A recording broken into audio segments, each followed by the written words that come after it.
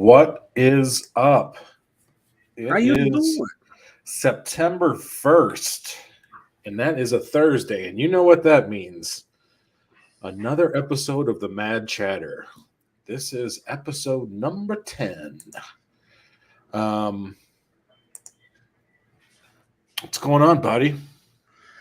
Ah, shoot, dude. Hold on. I forgot my cam. Ta-da! Got William Albright out there, as Oh, always. He'd been there for a minute. Mhm. Oh yeah, dude. Like it's been a day. It's been a day. I hear you, man. Literally, just I got some coffee and I got a Dr. Pepper because we don't get alcohol right now. So, but yeah. Actually, coffee sounds really good. how they looking? How they look, Mhm. Pete? Sorry. Oh, nice. He picked up I'll say what he get. Avengers number 4 from me. Oh, Yeah. the cap. Mm. Nice. It's a beautiful book. Oh yeah. First Silver Age appearance of Captain Captain America. America. Very nice. So, got a few things to get through today. Really importantly, we're doing the Golden Record playthrough of Fantastic Four #1, the first half of the book, and then next week we will do the second half, which is nice. They're both broke up into separate stories, kind of. So Yeah, like the first half is like their origin story. yeah, so it's not gonna be a cliffhanger or anything for you folks that haven't read it. So we'll do that. We'll talk about the new She-Hulk, which I got most of the way through.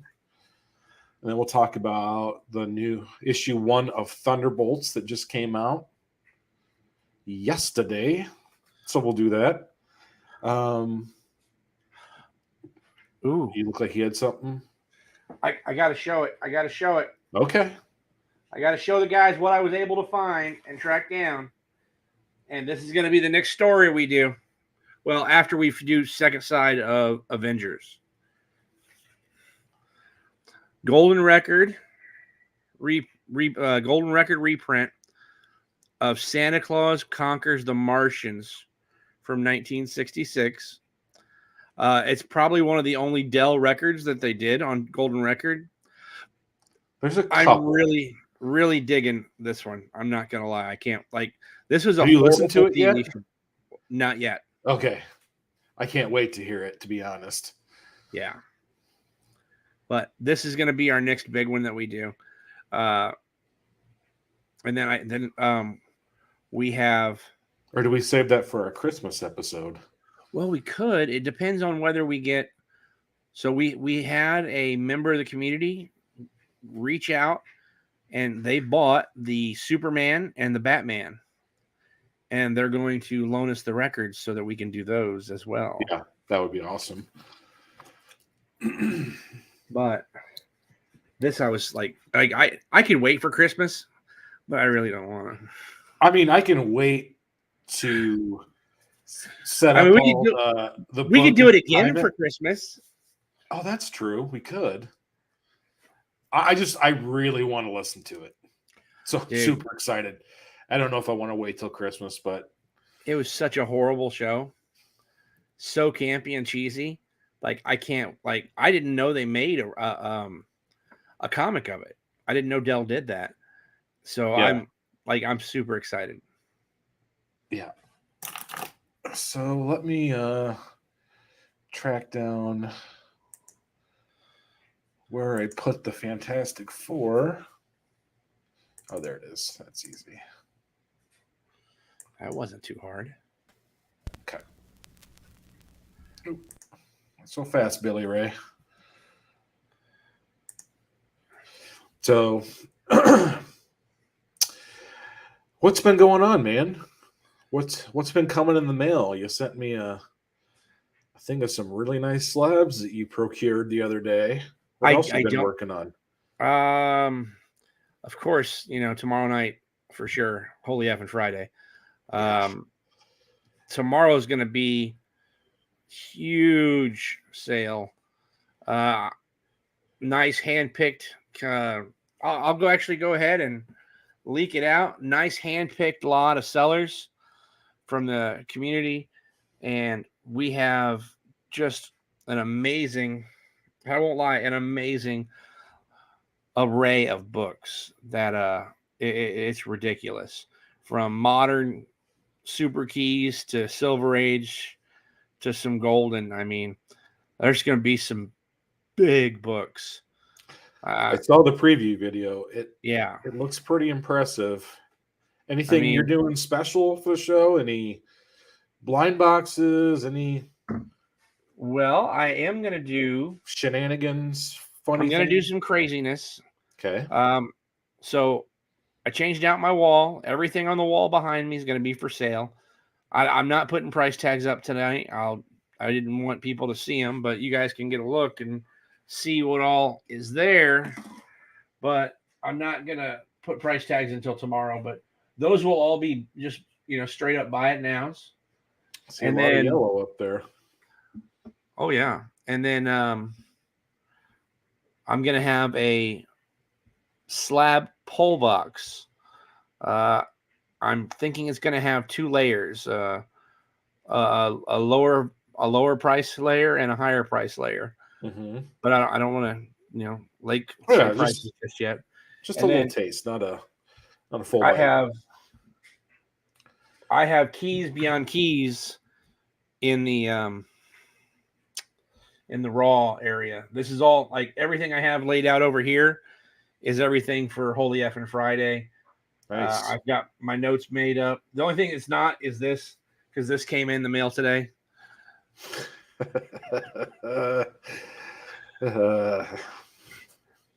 This came in the mail today, and I was like, "Ooh, I need to put that someplace safe." It's like a 9496 copy, so I actually might get this graded. I would send it in if it's that. It looks very nice. Yeah, it's really. I mean, it's pretty. And I mean, I have Silver Age, modern, bronze. Yeah, I mean, here, like, I'll show like one that I haven't showed off yet. Yeah, that's pretty. I mean, yeah, I've got this at about an 8 for X-Men 49. I mean, just gorgeous books. Not to mention, you get tons of first appearances. All those. Everything is pretty much top loaded, yeah. Nice. And I'll mail them in top loaders. The quality continues. Keep them safe. Yeah. And so everything I'm selling tonight, with the exception tomorrow night, with the exception of a few things, is on my CGC shipment list. Whatever sells gets deleted off. Whatever doesn't, it's going in and get graded. It's a good way to do it. So did you want to go ahead and drop the names that are selling tomorrow? I'm going to right now. Okay. So for Holy Effing Friday, which is going to be September 2nd, tomorrow, of course, myself. Then we're going to be having Cat 60 Comics, nice, who has some crazy Silver Age, including probably the biggest book we're going to have at the auction, which is a 9.2 Hulk 181. Mm-hmm. Then we have Chad RCG. Nice. Mr. Silver Age himself, Edwin Price. Ty Salazar, also known as Nice X. And then we have a new to YouTube, but been in the comic business for a long time. Does mostly IG claim sales. His IG username is dna.cccs. If you want to go and check and look at his wall at some of the stuff he has, he's got some craziness for sure. I've bought a few books from him, and he's always got really nice stuff. Absolutely. I think we're going to have one hell of a show. I know I did my damnedest to step it up and bring as much of the best shit I could this time around. All those guys, everyone on the show has got some monster books. Oh yeah. So I'm excited. I'll be driving back, truck loaded down. And as long as I get good cell signal, I'll be watching. Heck yeah. Hopefully buying too. Ha ha, wink wink. I have to pull over to buy a comic. Won't be wouldn't be the first time. No, it won't be the last, I'm sure. Yeah. So, yeah, I'm looking forward to tomorrow. My only sad part is, so I'm going to call my doctor and ask if I can have a few drinks. And they don't like you to. Which blood thinner are you on? Pixabay. Oh, Eliquis? Yeah. They don't like you to. No, they don't like you to. But I might cheat. I would say don't take a dose and drink instead. Right. I do. You think your doctor's listening to the show right now? No. Okay. I talked to I did go see my hematologist for 4 hours today. Yeah. They took a lot of blood. That's kind of their gig. Right? So I'm like, do you want anything else? Nope, just blood. Okay. Yeah, I would, if I was you, I would skip your dose tomorrow. Yeah. I think that's what I think I'm going to skip the evening dose. Skip the evening dose. Start back on the morning beverages. dose. Yeah. Yeah. I think you'll be just fine. So, I think you were right when I was putting together the Fantastic Four when they're getting hit by the rays. Tell me that's not crazy. I think it's intentional. It's intentional. Because it's way different. At first I was like, oh no, it's just the record's warped. And then the more I listened to it, I was like, no, that's intentional because it's only through that section. Yep. Because there's only one spot in the very beginning when the record's warped or it gets kind of weird. After that, it's perfect the whole way through. The sound quality's great. And then it goes to the rays and you're like, okay, this is weird. And it's still weird. Oh, yeah. Because I'm sure all they did it with the speed controller, like just kind of going back and forth with it. But it's cool though. Oh yeah. Cool. There's 2 different times that the voices go crazy. And I'm like, oh, that's awesome. I'm looking forward to it. Yeah. So let's go ahead and get down to it then. Let's do it. The Fantastic Four, featuring The Thing, Mr. Fantastic, Human Torch, Invisible Girl, together for the first time in one mighty magazine. I can't turn invisible fast enough. How can we stop this creature, Torch? Just wait and see, sister.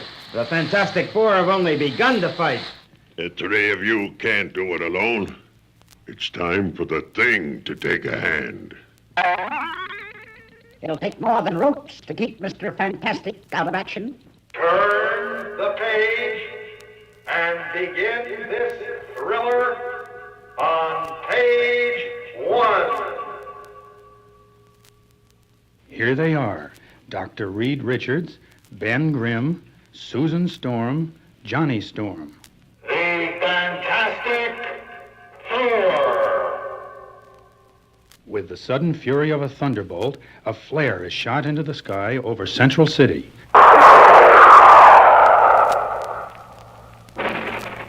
3 awesome words take form as if by magic, and a legend is born. Look! In the sky! What in blazes does it mean? I don't know, but the crowds are getting panicky. Rumors are flying about an alien invasion. Above all the hubbub and excitement, one strange figure holds a still smoking flare gun. One strange man who is somehow more than just a man, for he is the leader of the Fantastic Four. It is the first time I have found it necessary to give the signal. I pray it will be the last. Page 2. In another part of town, Susan Storm is having tea with a society friend when she hears the ominous words. Susan, look! Those words in the sky, what do they mean?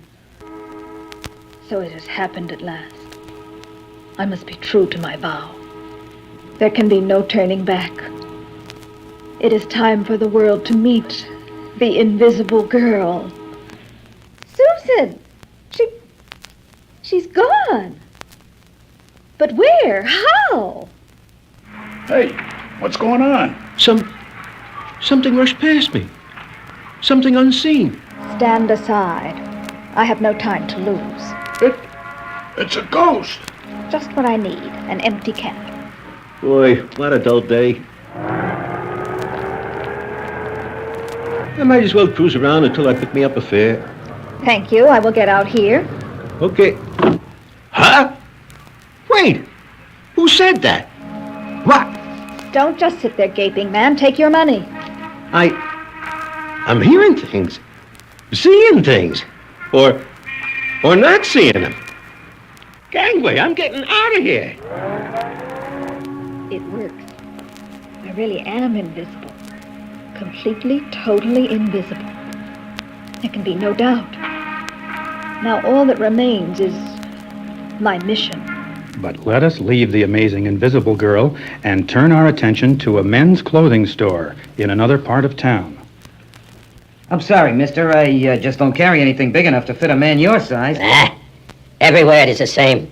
I live in a world too small for me. Look, out the window in the sky. Those words.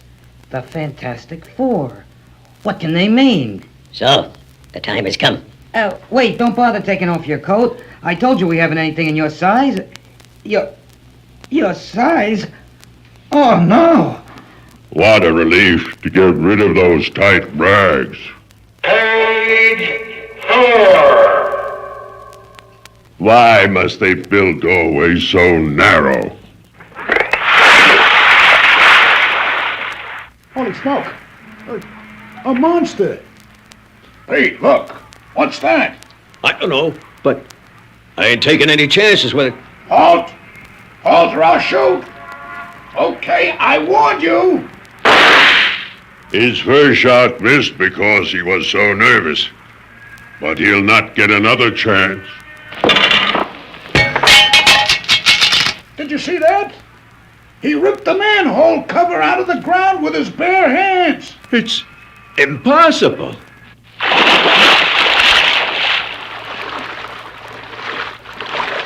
I have gone far enough. I should be under my destination by now. But there is no manhole above me. No opening. Bah!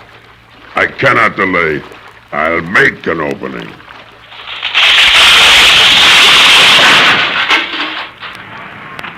What is that? Right in front of me. Oh, no. It's alive! Oh! Did you not see me in time? It's a walking nightmare. Help! Help! Lily-livered cowards. It ain't human. It's too big. Too strong. It's a Martian. Minutes later, the police riot squad reaches the scene. There's no one here. Street's deserted. Then who put in that danger call? I don't know how to explain it, but there's something weird happening in Central City. Those words in the sky, those scattered reports of monsters walking the streets. But what does it add up to, Chief? What? What does it add up to, indeed? Perhaps if the police officers could witness still another scene in a local service station, they would find yet another clue, as will we. We got her purring gentle as a lamb, Johnny. Good, that's the way I like her. There's only one thing in the world that interests me more than cars. Yeah, what's that, Johnny? Page 6. Hey, Johnny, look! In the sky. Those words. They're all coming together. They're turning into a number. The number 4. Johnny, that heat. Where's it coming from? What's happening to you? Don't worry, pal. You're turning into, gasp, a human torch. Remember me saying there was only one thing I care about more than cars?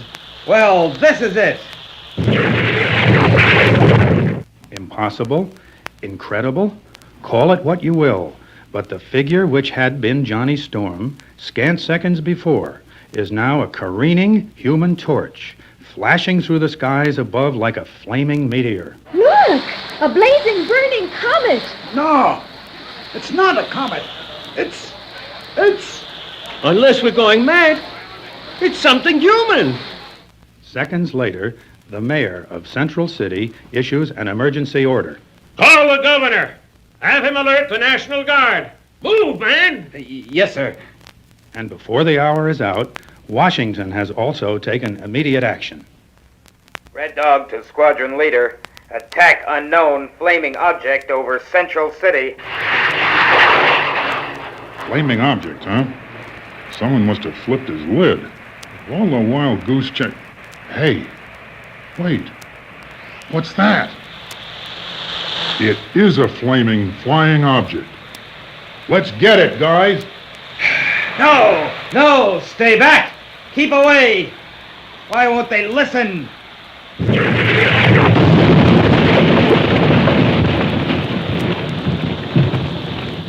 I warned them. I tried not to burn their planes, but they came too close. At least they all parachuted to safety. Sound in the distance. It looks like a hunter missile. It zeroed in on me. It's attracted to my flame. I can't escape it. It's too fast. It has a nuclear warhead. If it explodes, I'm a goner. Page 8. Suddenly, the Human Torch's flame begins to diminish. And as the missile is about to strike him, two impossibly long arms reach above the rooftops and... Moving with dazzling speed, one of the incredible arms hurls the mighty missile far from shore, where it explodes harmlessly over the sea.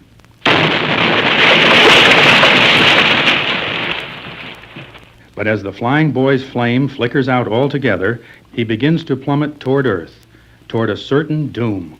Grab me, Johnny boy. That's it. Who is this unbelievable stranger who has saved the Human Torch? You're safe now, lad. You're safe. In fact, who are all four of these strange and astonishing humans? How did they become what they are? What mystic quirk of fate brought them together to form the awe-inspiring group known as the Fantastic Four?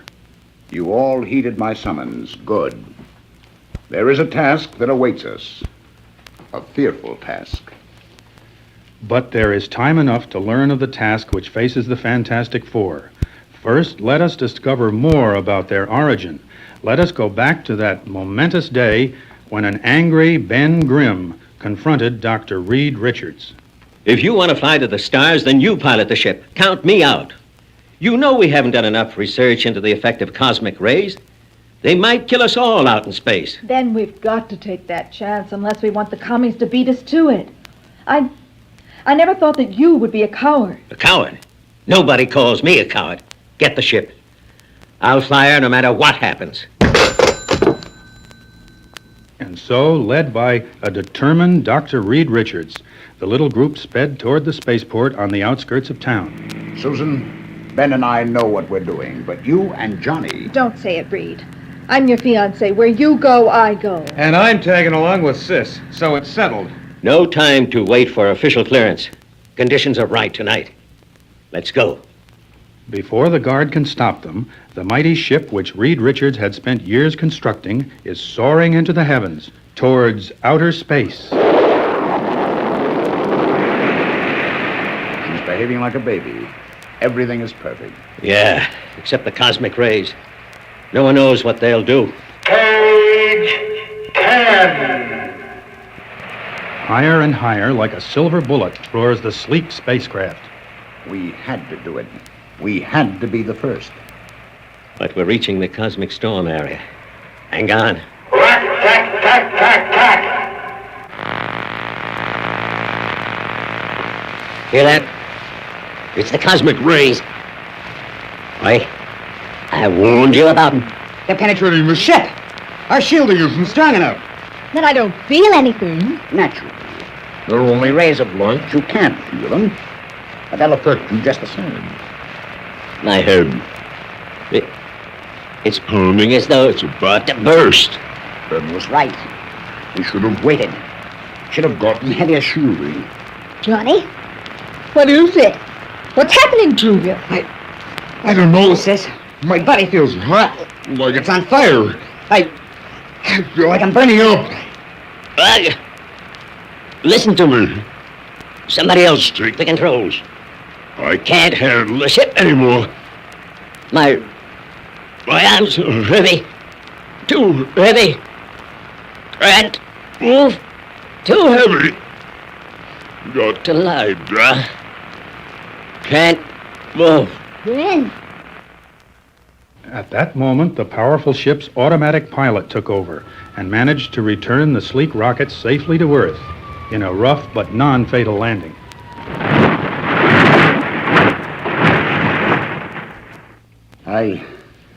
I'm grateful we're all alive. It was mighty close. But Reed, we failed.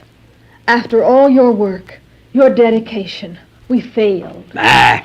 What did you expect? But we're still not completely safe. We still have to see whether the cosmic rays affected us in any way. Oh, Reed, I feel so strange. Susan! Look at Susan! What's wrong? Your gasp. Fading away. Oh, no. No! It's impossible. Somehow the cosmic rays have altered your atomic structure, making you grow invisible. Sis! I can't see you at all anymore. How long will it last? There's no way of knowing. What if she never gets visible again? Look! I see her. I'm myself again. It happened so suddenly, all by itself. Page 12. Thank heavens. You're all right, my darling. All right, eh? How do you know, wise guy? How do you know she won't turn invisible again? How do you know what'll happen to the rest of us? Ben, I'm sick and tired of your insults, of your complaining. I didn't purposely cause our flight to fail. And I'm sick of you, period. In fact, I'm gonna paste you right in that smug face of yours. Ben, stop. Wait. Look what's happening to you. You're changing. Don't try to talk your way out of it, mister. I'm gonna mop up the place with you. Run, Reed, darling. He's turning into some sort of a thing. He's strong as an ox. Reed, darling. How can you care for that weakling when I'm here? I'll prove to you that you love the wrong man, Susan. Hey, what? No, you don't. You've had this coming to you for a long time, Ben. Oh, Reed. Reed, not you, too. Not you, too. What am I doing? What happened to me? To all of us? You've turned into monsters, both of you. It's those rays. Those terrible cosmic rays. Now I know why I've been feeling so warm. Look at me. They've affected me, too. When I get excited, I can feel my body begin to blaze. I'm lighter than air. I can fly. Look, I can fly. Minutes later, Johnny Storm's flames subsided, and he landed near the other three. Silently, they watched the small fire he had started in the underbrush burn itself out. Silently, they were each occupied with their own startling thoughts. We've changed. All of us. We're more than just human. Listen to me, all of you. That means you too, Ben. Together we have more power than any humans have ever possessed. You don't have to make a speech, Big Shot. We understand. We gotta use that power to help mankind, right? Right, Ben, right. I'm calling myself the Human Torch. And I'm with you all the way. Same goes for me. The invisible girl. There's only one still missing. Ben. I ain't Ben anymore. I'm what Susan called me. The Thing. And I'll call myself Mr. Fantastic. And so was born the Fantastic Four. And from that moment on, the world would never again be the same. Turn over the record as the Fantastic Four continue with the next thrilling Marvel adventure. The Fantastic Four meet the Mole Man. Our action continues on page 14.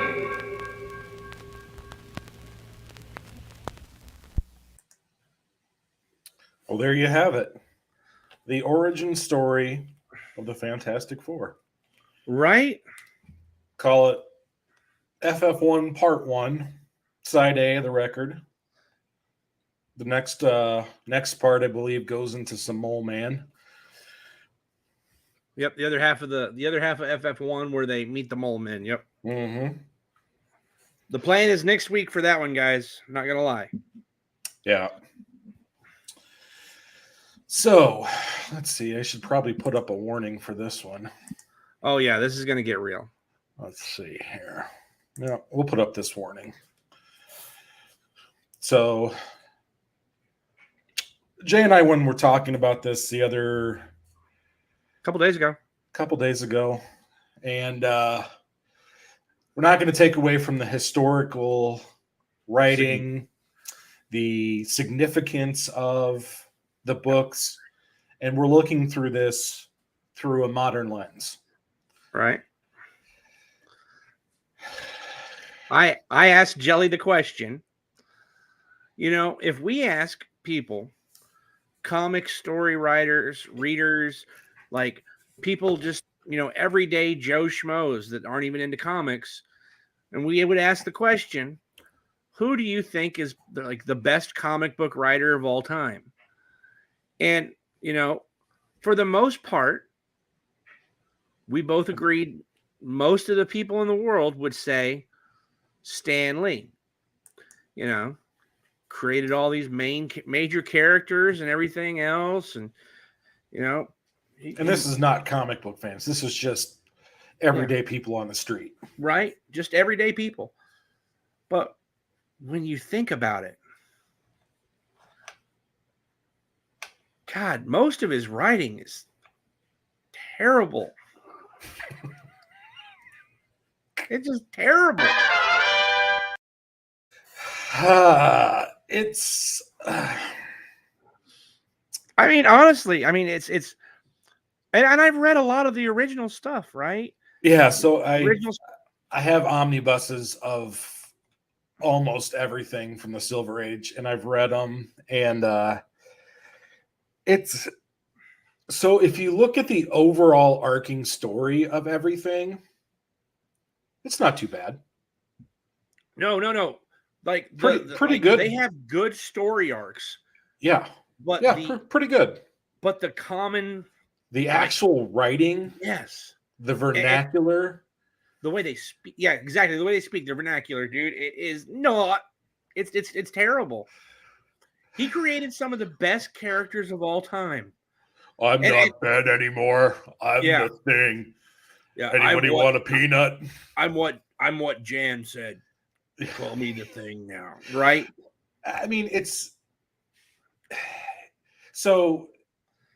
I can't. Well, Jack Kirby's not much better, honestly. No. And they're both considered like the two biggest comic book character creators of all time. I mean, sure, but I mean, even back then, they weren't the first to do it. No. Now they were the first to hit it big. Oh, absolutely. In the sense of comic books, you know, as far as sales go and things like that. When it comes to superhero comics, those are probably the two biggest names in the industry. Even though they didn't create them, they were there for the golden years of superheroes, right? They were young men during the golden years. Yeah, when comic books kind of became prolific in the right. Well, they were leaving Western stories and romance stories. Well, they were leaving the what do you call those when a story is basically, they're free use stories, when they're just retelling books and Shakespeare and things like that, and they're moving into original stories. Granted, people did it 30 years before him with Superman, but this is where it kind of became. This is where it started for us current day. I'll put it that way. But yeah, it is not good in the sense that it's a comic book. There's art right there that's telling you half of the story in that panel. I shouldn't have to read what I just looked at. Just, further the story with conversations, not like conversational dialogue. Absolutely. Yeah, it's just, wow, that car blew up right next to me. As there's a car bursting into flames behind you. Right? I know, I can see it. Thanks. But I don't want to take anything away from them, guys. I mean, no. I mean, there's no way I could do. There's no way I could do what they did. But yeah, I mean, I didn't think that would be too hot. I didn't think that'd be a real hot tamale when we said Stan Lee kind of sucks at writing, but I mean, kind of is. He kind of is, though. Yeah. I'm trying to think. It's not to be disrespectful to Stan the Man, because I mean, Stan the Man will always be a legend. I mean, for sure. Okay, so who would you say coming out of the Silver Age would have been the best story writer as a comic book guy? So from the Silver Age, because even the Silver Age is a little sketchy. I'm a fan of Steranko. I agree. He never really had a good committed series, right? Yeah. That was just his. He kind of did fill-in episodes for all sorts of them, like 2 or 3 issues here and there. But his writing was always it read more conversational than descriptive. You know what I mean? Yeah, I would. I can't really argue like with Steranko. I would have said probably Jim Shooter. Jim Shooter, dude. But see, I don't look at him towards silver. I look at him more towards bronze. Yeah, but I mean, he was 12. I know.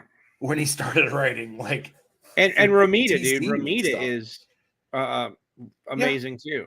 I'll agree with that. Read a lot of that early Romita Spider-Man, and you're kind of like,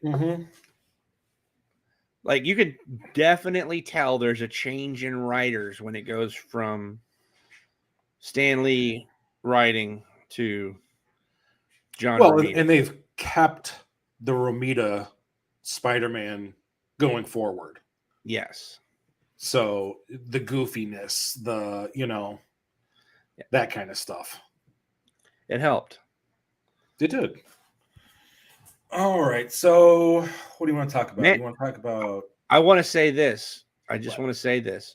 We lost 4 viewers since we said Stan Lee's writing sucks. 50% drop in viewership. I'm sorry, but that's funny.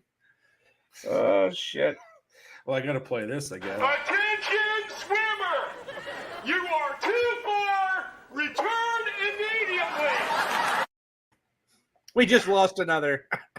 Yeah, well, it's bound to happen sometimes. I know. Now, what do you want to talk about? You want to talk about She-Hulk next? We can do it. I actually did not finish the episode, surprisingly.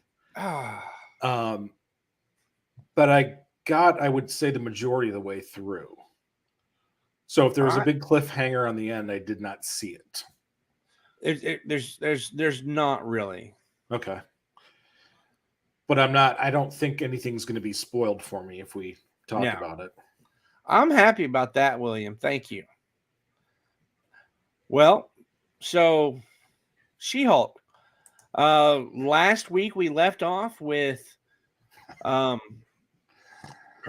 being told that she's going to have to represent Emil Blonsky, the same guy that, attacked her brother, her cousin, but, it wasn't Mark Ruffalo. It was Edward Norton Hulk, but still the Hulk, right? So, and it was like, you're going to have to. Yeah, I agree with that one, William. But you're going to have to represent him or you're going to work for the law firm. And I'm like, okay, this is interesting. I'm wondering how this is going to go. I expected a blow up. Right? And it didn't happen. It was just, okay. That seemed like a reasonable response to anybody in that situation. Where it's like, either you do it or, that's kind of jobs are. You can take your personal stand, and I'm not doing that. You can't fire me. I quit. But that's not real life. No. Nobody else would hire her, so I get it. Right. So I dug the fact that it wasn't a big blow up because it seemed like the opportunity to have one. And this was all about her defense case and getting him released from prison. After he served his minimum sentence. I love Tim Roth as Abomination. Right? He's so good. I'm glad there's more Abomination happening all over the place in comics right now. And I hope it translates to the MCU because I really enjoy him in that character. Well, it's confirmed. It's confirmed. So, we know we're going to get he's going to be in the Thunderbolts. We know. Keep it up. Keep it up. I like it. Well done, MCU. I'm sure you're banking on my opinion. I'll tell you one of the things that I thought, and I know it just plays along with the whole She-Hulk hilarity part, but I loved that he had the fucking 7 women wearing togas over there. What did he call supporting him? His soulmates. They're all his soulmates. Yeah. I'm sitting there going, he must be getting ready to move to Utah because. Oh, the best part was when he decides in the middle of his parole hearing to turn into Abomination. Yes. That scene was hysterical. Dude, everybody starts freaking out. The guards come in, and then the girls are like, and he's gently placing his shoes down together. His little white Crocs, like, oh. He's like, look, I'm good. I got total control of this whenever I want. Yeah. That was freaking out. Oh, that was a funny scene. So after that, I didn't see what happened after that. He got released. Okay. I figured that was what was they released him. Otherwise we'd kind of the other half of the comic relief in the show was she got pulled to be a witness for her ex guy that the guy she worked with in the previous law firm. So he got swindled by the shapeshifter from Asgard. Yeah. You know who I thought that was? I thought that was I can't remember her name in the show now. The girl deputy from Reno 911. Yes, I know who you're talking about. Terry Weigelin's her name. I think. I can't think of her name on the show, but yeah, it was. I thought it was her at first, and I was like, "Oh, that's hilarious!" And then it turns out it's some older actress, but I thought it was just her in makeup at first. But when they were doing the character witnesses for Abomination, and Carl, the guard, was weeping about crying his eyes out. I love you, man. There was like some good laugh out loud moments in that show. I've really kind of come around to it. I'm not taking this show serious, but I am taking it as what it is meant to be. Yeah. Just like She-Hulk Volume 2, the sensational She-Hulk. Yep. Is campy, funny. Yes. Yeah. That's what I'm taking it as, and I'm enjoying it this way. It's very funny. Do I like smart? Oh, dude, Hulk? some No. of it's. I don't care what you say. Some of this shit's campy. Well, maybe the soulmates, but the soulmates all dressed in white. Yeah, I mean, with their little. What are they going to do? They're going to hand She-Hulk a jump rope next? No, they should. You know what? I wouldn't be surprised if by the end of this she doesn't jump rope. Right? I think so too. Like I could see that coming through and happening. I can't nod back to the comics. Yes. Yeah, I can see that. Yeah, I mean, I'm enjoying it. I'm not gonna. I mean, 22 minutes is really quick. I will say they do pack a lot of story into 20 minutes, but you just kind of start getting into it, and then it's over. Right? Like they do a really job of getting you into the episode, but then by the time they do that, it's over. I liked how she again talked through the third wall again and was like in the beginning, yeah, it's like, don't think we're gonna have a cameo on every episode. And then except for, and then she starts naming off everybody. Yeah, well, except for Wong and Abomination and Oh, Pete, that'd be great. I'd love to see that. End credit scene, get handed a jump rope, then a fourth wall comment about it. That would be perfect. Yeah. What was the end credit thing this time? I don't remember. Yeah, honestly, if I hadn't started watching this and we weren't kind of checking in on it every week, I would recommend everybody to wait to the end of this and just binge watch it because it'll be like an hour and a half. True. But like you said, I'm enjoying having the conversations about it. Yeah, but I would recommend that if anybody hasn't started watching it yet, just wait.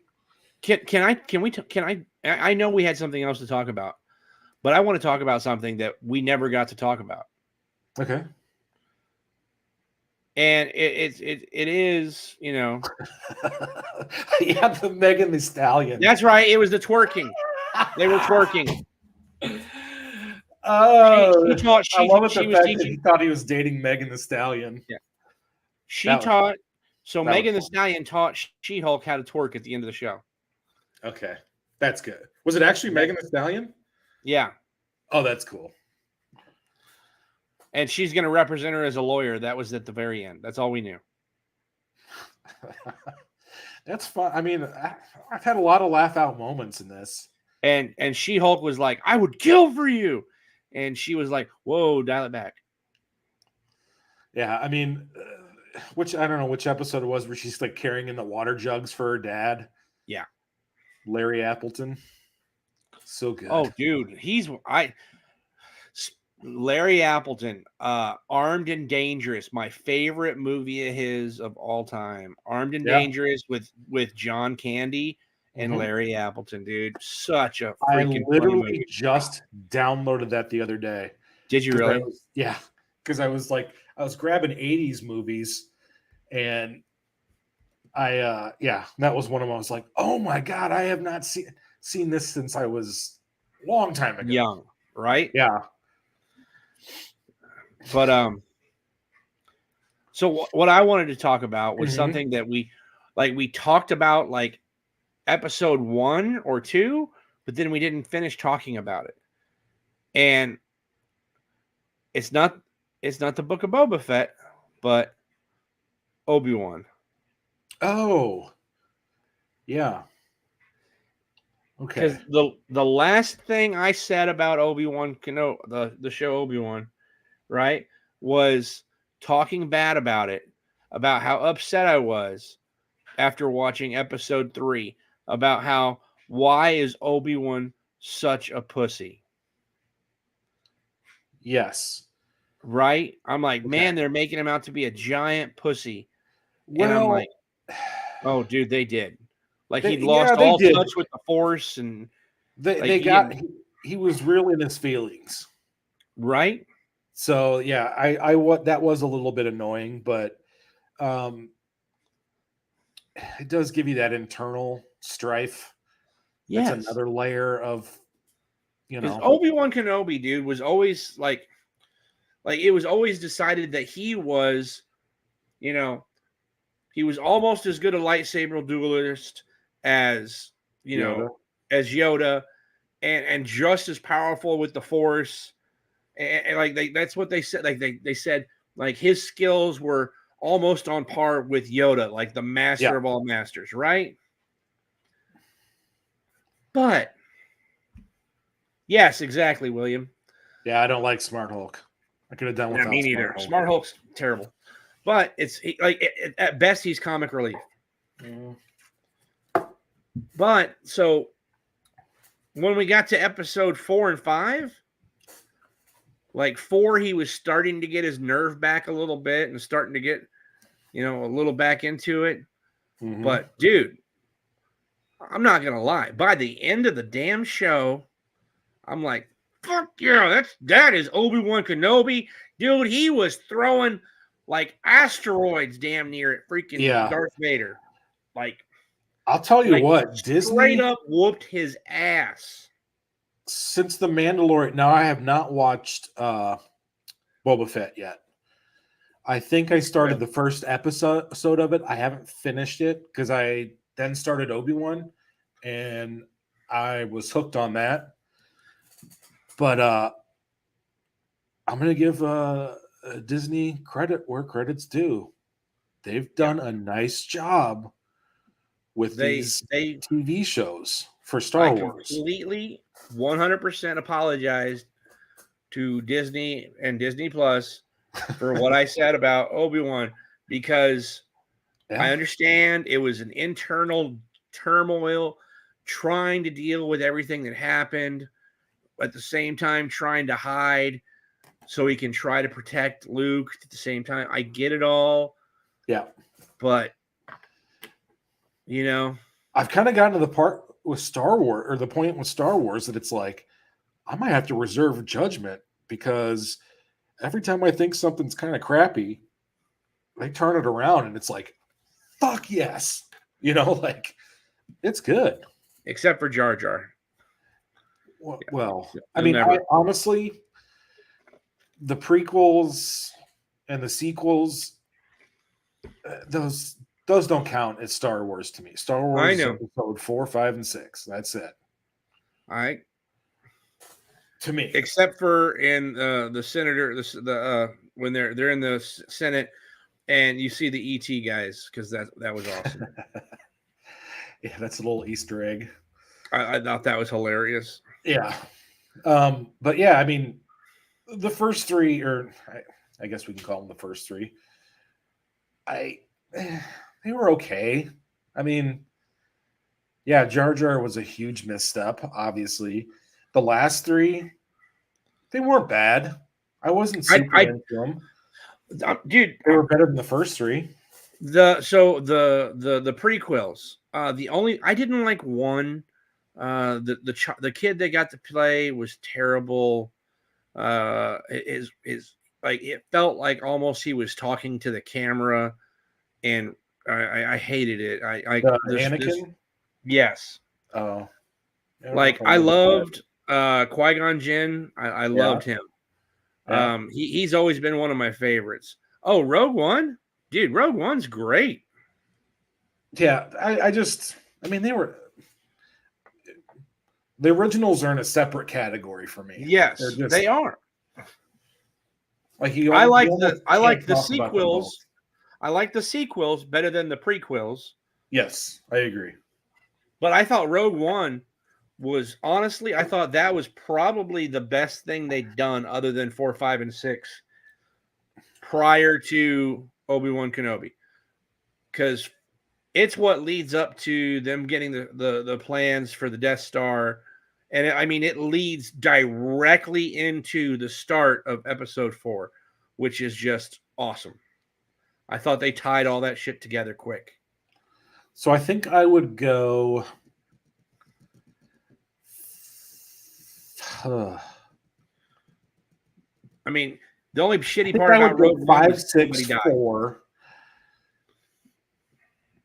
Yeah, I would go 5, 6, 4. And then I would say the next thing I enjoyed the most after that was The Mandalorian. Oh, Mandalorian's high up there, man. But I truly enjoyed, what's his name? Christian. What is it? Whatever his real name is. I really enjoyed his Obi-Wan Kenobi. I really did. Oh, Ewan McGregor? Ewan McGregor, thank you. Yeah. I liked him young in episode 1.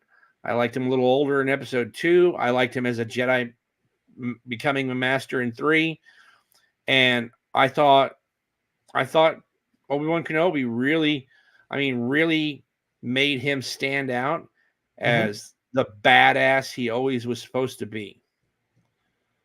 Like, everybody always said that he was always, like I said, always one of the top fucking guys there is, period. And you never really got to see it ever. I'm trying to remember if Obi-Wan was good as a standalone. Don't they kind of go through the history of masters? Like Jedi bit, masters? Yeah. Don't they kind of talk about who was his master? And yeah, I believe they do. So I feel like it's a good place if you haven't watched Star Wars. Well, no, you probably should watch at least 4, 5, and 6. 4, 5, and 6 are absolutely dated. Yeah, right? They are. But storyline, yeah, the stories are absolutely. There's a couple of little loose storyline in there, but for the most part, they're about as solid as can be. Yeah, for making sure there's no loopholes, everything. For starting a universe that big. Yes, I mean, it's pretty, like, they left so many open ends where they should have, and left for this universe to be built, and to have those like time kind of travel storytelling where you're back in 200 years prior to this, and and the canon makes sense. It's pretty amazing, honestly. Oh, dude, the best fucking part about all of it, I think the greatest tie-in, I hate to say it because it's a sequel movie, but when you find out fucking Snope, whatever his name is, yeah, was genetically engineered from fucking Luke Skywalker's hand. Yeah. Like, what a cool, yeah, he got his arm cut off. Like, he got his fucking hand cut off while he was fighting Darth Vader.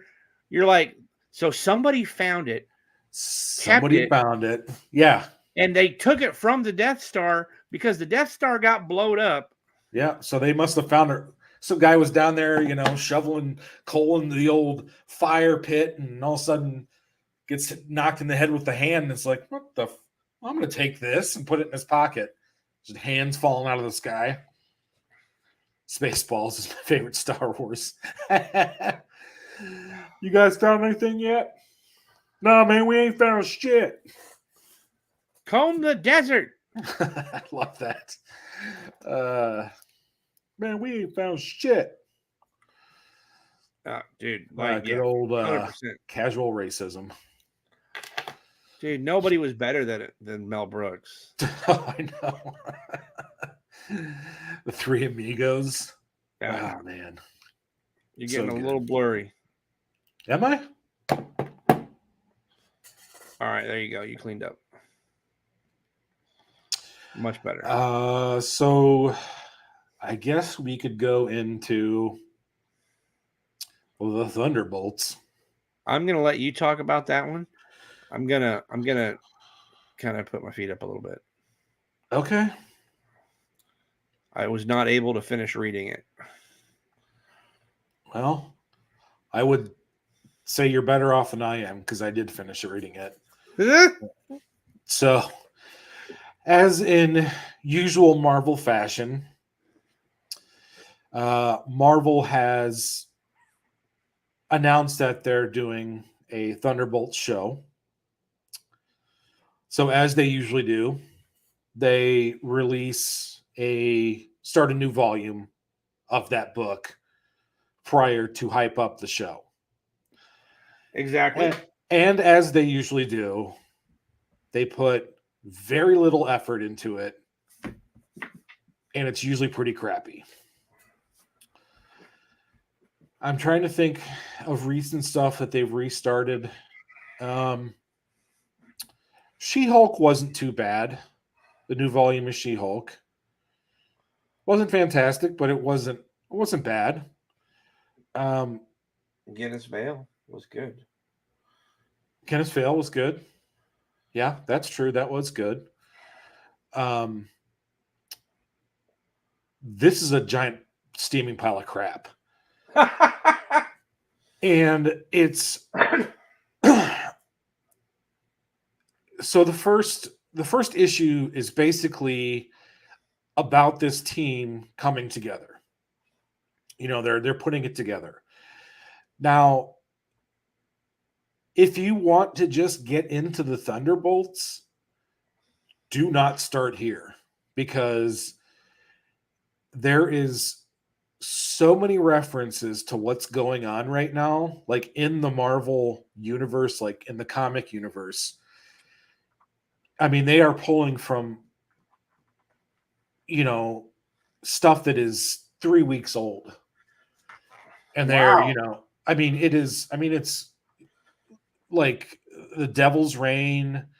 They're pulling stuff from everywhere. So this is in continuity. So you really got to be caught up. Yes, absolutely. Like I read the Devil's Reign, so I mean nothing was surprising to me. It was surprising to me that they continued on with that story. Because if people don't know, so at the end of Devil's Reign, can't I think of his name? He's my favorite villain, Fisk. Kingpin. Yeah. So he is no longer the mayor of New York. So Luke Cage is. So you got to know that Luke Cage is the mayor. All of the superheroes were outlawed from New York City. So nobody can operate in New York City, which, okay, so you make a law that superheroes can't, you know, it was kind of very convoluted, because it's like, you're going to tell superheroes they can't do something when they can just destroy the entire city. But anyway, so Fisk makes that proclamation that nobody can operate except for his group of villains for hire, which are the Thunderbolts. So this starts off as a rebranding of the Thunderbolts. So all the other evil Thunderbolts are pretty much gone except for a few. And they're rebuilding the team, remarketing the team. It's a big thing. The book starts off with Hawkeye talking on the phone. It is completely pointless to start off like that. He's talking to like 2 or 3 different people on the phone, just phone calls that have nothing to do with anything. Except for to remind you of stories that you may or may not have read. So it goes on. Then they start pulling in all the characters from different points.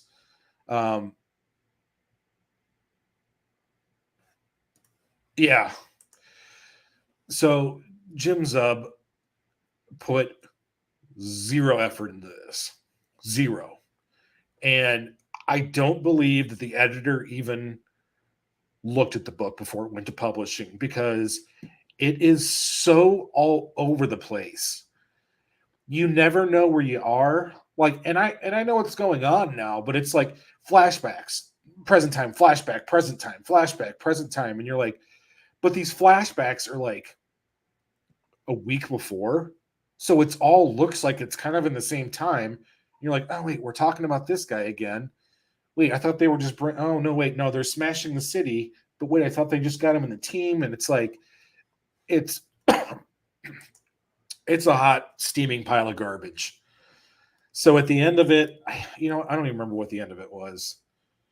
I think it was just them kind of getting the team together, and they're like, okay, well, here we go. We're the Thunderbolts. But it was just, I mean, I would have written it under a pseudonym. That's how bad it was if I was Jim Zub, because I would not want to have my name attached to it. It is just awful. Dude, that's funny because you're like a very forgiving reader for the most part. I am, but it is so clearly just to get interest up for the show. They don't care about anybody that liked the Thunderbolts.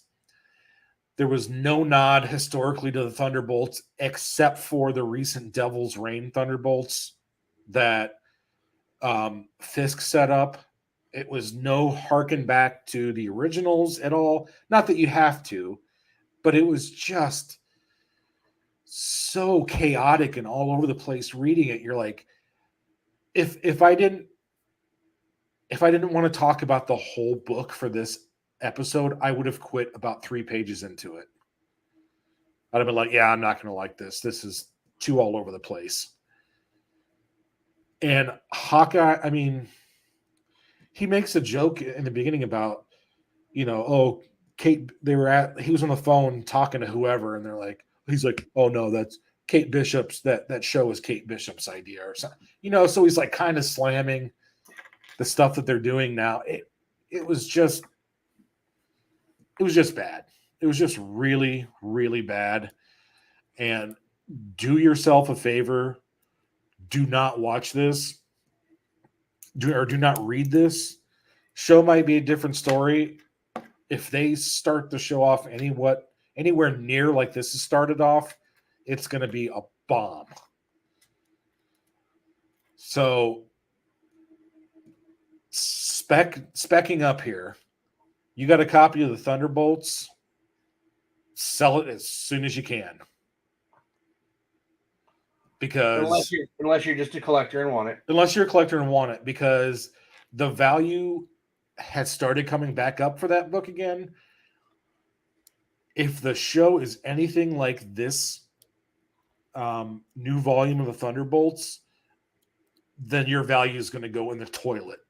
So if you're not attached to that book and you're selling and you have it for spec, I would wait to see what the first trailer for the show looks like. And if it looks like crap, get rid of it immediately. So that's my opinion. Hope it wasn't too harsh. But yeah, it was, yeah. I just don't like when they do that, when it's just clearly like an afterthought. Oh, dude, I would get him to sign it for sure if I had a copy of it. I mean, it's still...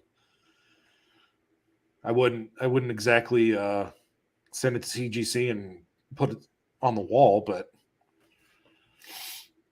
yeah, it's a giant steaming pile of crap. So, damn.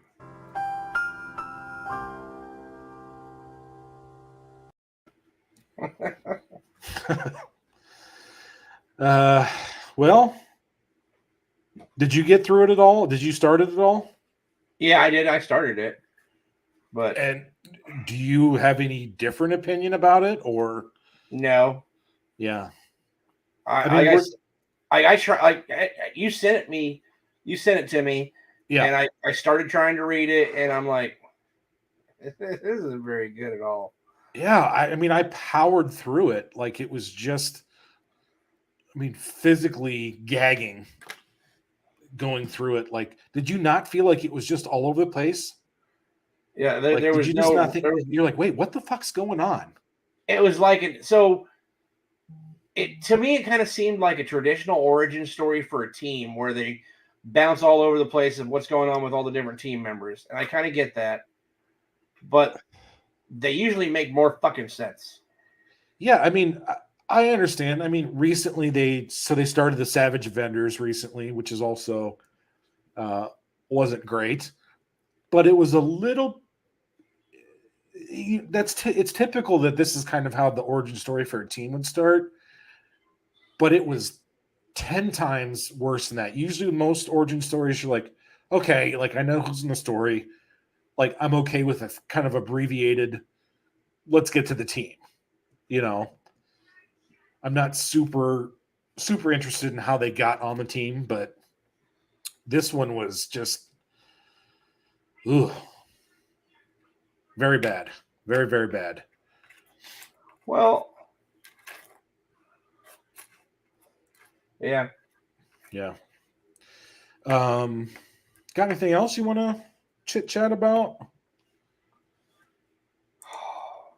I'll tell you what, I've been so busy with work the last 2 weeks, and then I'm moving in a day that I kind of haven't been even reading the news.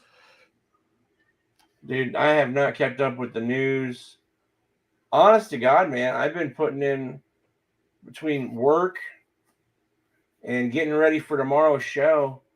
I mean, that's all I've really been doing for like a week now is getting everything lined out, pricing everything, getting everything scheduled, and you know. Did you go see Love and Thunder? No, but it's getting ready to hit Disney Plus. Yeah, it's soon, right? Yeah, I think it's not tomorrow, but the week after. Okay. Yeah, I've been waiting for that to come out. We can talk about that. Absolutely. Like, well, you know, there's a show that starts tomorrow that I am absolutely fucking stoked about, but it's not comic book. But it's that prequel to Lord of the Rings. Oh, wait, no. Is it the prequel to Lord of the Rings or to the Game of Thrones? No. It's the one on. There's the Game of Thrones one starts, right? And I'm looking forward to that too. That's going to be on HBO Max. Yeah. But on Amazon Prime is going to be the prequel to. It's actually the prequel to The Hobbit. The Hobbit. It's actually a prequel to The Hobbit. But I'm stoked for that. Is that a movie or show? Show. Oh. Damn, that could be good. Yeah, and from what it looks like, they had a hell of a budget because it looks good. Oh, you know what? I did see the preview for that. Yeah, the visuals were amazing. Yes. It was Peter Jackson-esque in terms of cinematography. 100%. Yeah. I do remember seeing that now. Well, that'd be exciting. We can talk about that when it drops. I'll talk about any of those for sure. Yeah, well, I guess they're literally competing against each other. So, well, I feel like they are. Yeah. See, I never finished Game of Thrones. Oh no. Yeah. I literally think, Rings of Power, that's what it's called. I usually I think I started the first episode of Game of Thrones. I think I watched it 8 times before I tried to start it 8 times before I actually moved on. And I think I only got 3 or 4 seasons into it and then just kind of stopped and never went back to it. It was, the story was good. I liked all the, it was a good story. That kind of stuff was never, I like fantasy in terms of role-playing games and stuff like that. But as far as movies, I like Lord of the Rings, but Willow was good.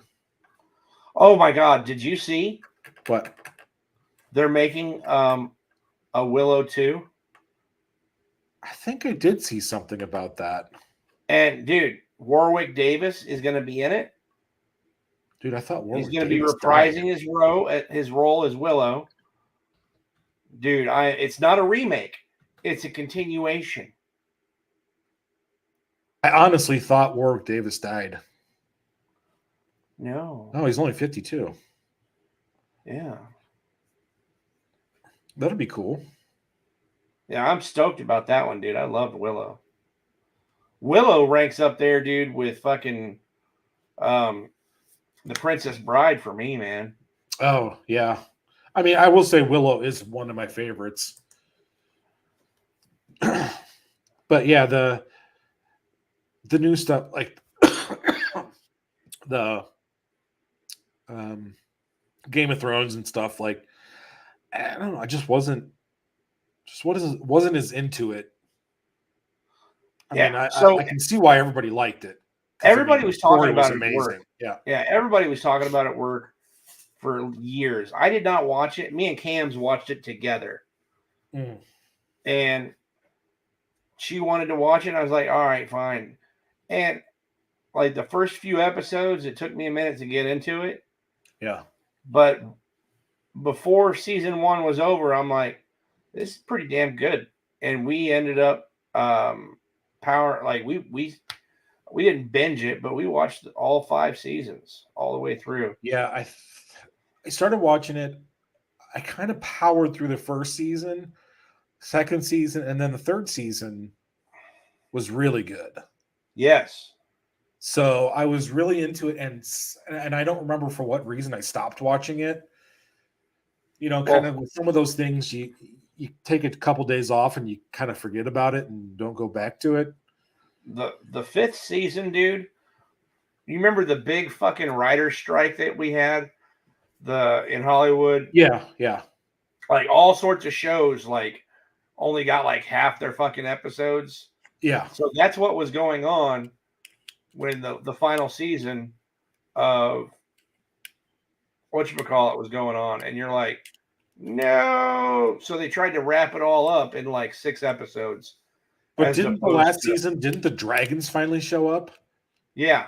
Yeah. The whole time, like, where are the fucking dragons? So the dragons show up, and then the fucking the dead, the undead from the north, they show up. I mean, everything. Yeah. Well, anything else, brother? Or should we wrap her up for the night? So I'll let everybody see. I'm good for whatever. I took a pain pill, got Just my legs chilling. up. I'm just chilling. So we can keep shooting the shit, or we can call it a night. I'm good either way. Well, I do still have to start getting my stuff packed up here. Yeah, you do. Because I think I'm gonna get off work tomorrow about 3:30 and hopefully quick clean and hit the road. Oh, you're not even gonna take a night to rest after getting off work? No, man. Rest when I'm dead. But so where are you heading to from there? I'm going back home. Are you going back? Do you have a new contract yet? Or I do. I have a contract right outside of Milwaukee that I'm going to get to live in my own home for 3 months. That's badass, dude. Yeah. So I was talking to you in Helvetica the other day, or no, I was talking to you and Cam, and saying, you know, I'm gonna get the comic room set up finally in the house. You know, get my streaming set up all going, and I was saying, well, I wondered if it'd be interesting if we made video of it and kind of showed maybe, you know, a progress of a comic room coming together. We'll see. William Albright, the answer to that question is roughly every 3 to 6 months, depending. Oh, yeah. No, I'm usually on the move about every 13 weeks. So it's a nomad's life for me. Yeah, but it's fun. Yeah, I've gotten to see a lot of the country and live in a lot of places I never would have, and not to mention the do-re mi ain't bad. Yeah, I'm not mad. I'm not mad about it. There's trade-offs, but no, that's true. My mom did traveling. She was a traveling RN. Mm-hmm. And yeah, I mean, she made buku bucks, but man, when she was gone for long periods. Yeah. Yep. So I've been close enough to home now where it's a 3.5 hour drive back to Milwaukee. And I've done that about every weekend. So Claire's been very happy with it. So figured I'd make her more happy and be around for 3 months. So it's good. Life is good. Oh, Next few absolutely. days are going to suck, but you're almost done. I'm a happy fella nonetheless. So, all right, brother. Well, we'll go ahead and shut her down for tonight. Let that pain pill work. Oh, dude, I'm feeling good. Yeah. So, all right. Until next week, we'll be back. What is it? The 8th of September. Yep, September 8th. Episode 11. But before that, make sure y'all tune in tomorrow night. Oh, hold on. I'll show the preview. Oh, God. I got the preview. I'll put the preview. I'll do the preview. We got a minute anyways. Screw it. Yeah, I mean, we're not on a time frame here. No, exactly, dude. Right? Might as well show the preview. Where be it? Holy. What the? Oh, my God. I hate this. Because we do have some monster books coming up tomorrow. And you got some Oh, sellers God. with some really nice stuff. So I will not be on there tomorrow night, but the next one, which we have yet to schedule, we can give you a very tentative date, but I'm going to be on it. I'm going to start offloading some of my PC. I'm going to cut my PC down by, I'm going to try for 50%. So I'm going to start unloading hundreds, if not thousands, of books over the next 6 months. So now you're talking. Yeah. Wait for it. Wait for it. There we go.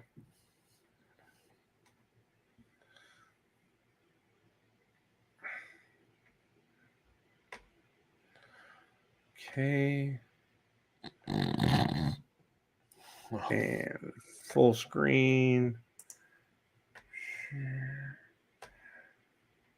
All right.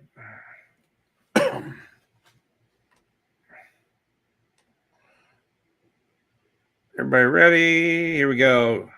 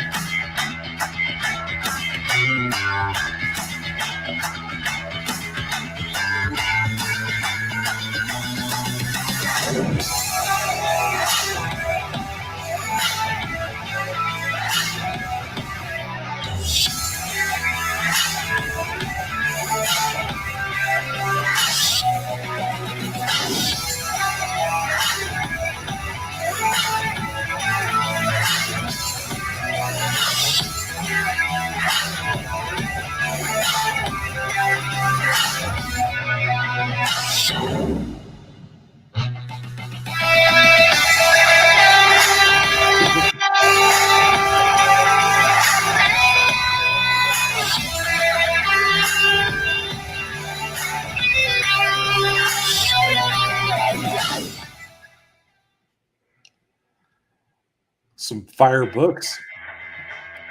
When I was digging on the music, it sounds like Dick Dale and Flea had a baby. Right? Pretty sweet. So lots of good stuff coming, guys. Lots. So I'm gonna tell you right now, the two biggest books aren't mine, and I'm super upset about this because I usually try to make sure I always got the best. Well, I mean, you're coming up against the Hulk 181. So we got a Hulk 181 and a 9.2, and we have a Daredevil #1 and a 6.0. That's going to be the two biggest books that we got coming that I know of. I got a lot of fire, but yep. William Albright, you're going to have to wait and see. You have to tune in to find out, see where it shows up. So, all I know is that it is a near mint to mint first print copy. Nice. We'll see. All right, everybody. Well, that has been episode 10 of the Mad Chatter. Love you guys. Hope you have a great night. It's been a lot of fun. Y'all be good.